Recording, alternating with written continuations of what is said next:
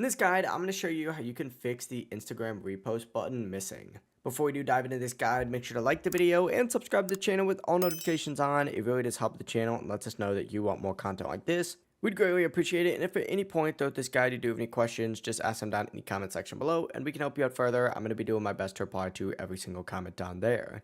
But begin by opening up your Instagram app, and from here, tap your profile icon down in the bottom right corner.